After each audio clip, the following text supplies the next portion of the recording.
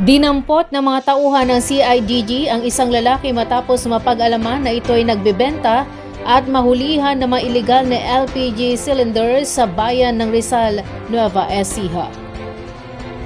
Ayon sa ulat ng CIDG, nagsagawa sila ng buy-bust operation sa Barangay Poblacion West kung saan ay nakumpiska nila ang mga tangke ng gas na nagtataglay ng mga rehistradong trademark ngunit wala namang kaukulang pahintulot para ibenta. Sinabi ni Police Colonel Grand Golod, hepe ng CIDG Regional Field Unit 3, ang hakbang na ito ay bahagi ng kanilang maigting na kampanya laban sa mga gawaing naglalagay sa panganib sa kaligtasan ng publiko. Bukod sa mga tangke, nakuha rin sa lugar ang isang improvised decanting device at dose-dose ng mga canisters na ginagamit sa illegal na operasyon.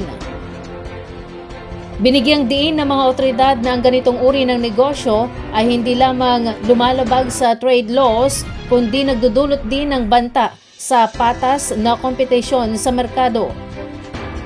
Ang suspek ay dinala na sa CIDG Nueva Ecija office para sa booking at documentation habang inihahanda ang mga kaukulang kaso laban sa kanya. Nasawi ang isang lalaki matapos malunod noong hapon ng April 14, 2026 sa ilog na sakop ng Barangay Singalat, Palayan City, Nueva Ecija ayon sa ulat na ibinahagi sa social media. Batay sa impormasyon, nangyari ang insidente bandang alas 4 ng hapon habang umano'y nakainom ng alak ang biktima bago maligo. Hindi na ito nakalutang at tuluyang nalunod dahilan ng agarang paghahanap ng mga otoridad at mga residente sa lugar.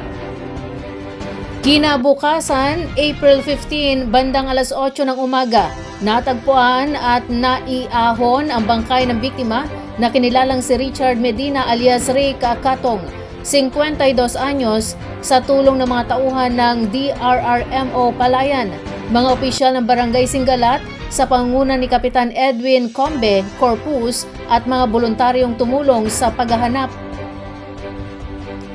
Nagpaabot ng pakikiramay ang netizens sa pamilya dahil sa pagpanaw ng kanilang kaanak. Lubos naman ang pasasalamat ng pamilya ng biktima sa lahat ng nakiisa at tumulong sa operasyon upang matagpuan ang katawan ng biktima. Kasunod ng insidente, muling pinaalalahanan ng publiko na iwasan ang pagligo o paglangoy kapag nakainom ng alak, lalo na kung ito ay labis dahil maaari itong magdulot ng panganib sa kaligtasan at humantong sa trahedya. Patuloy namang hinihikayat ng mga otoridad ang ibayong pag-iingat upang maiwasan ang kalintulad na insidente sa hinaharap. Matagumpay ang sabayang clean-up drive na isinagawa sa buong barangay ng Pagas sa pakikiisa ng 246 na miyembro ng TODA sa pangunguna ni ABC Christopher Lee at ng sangguniang barangay sa lungsod ng Cabanatuan.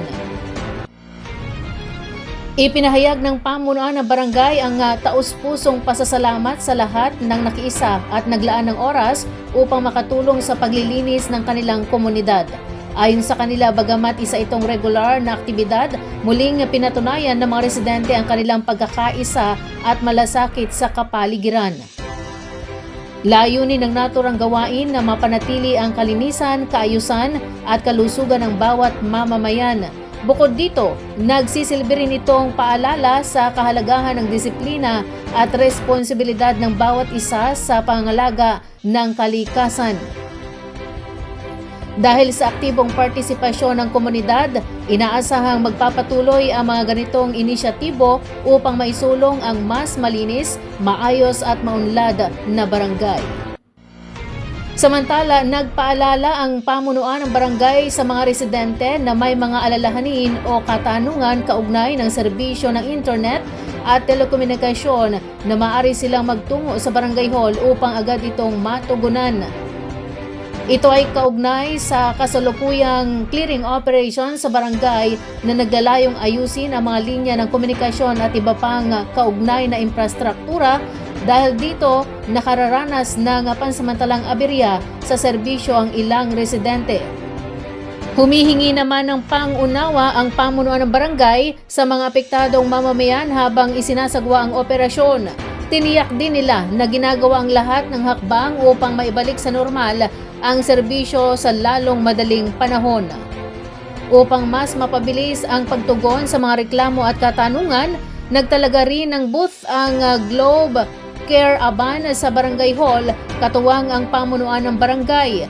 Layunin nitong magsilbing tulay upang maiparating sa iba pang telecommunication companies ang mga hinaing ng mga residente at makapagbigay ng agarang aksyon sa mga issue.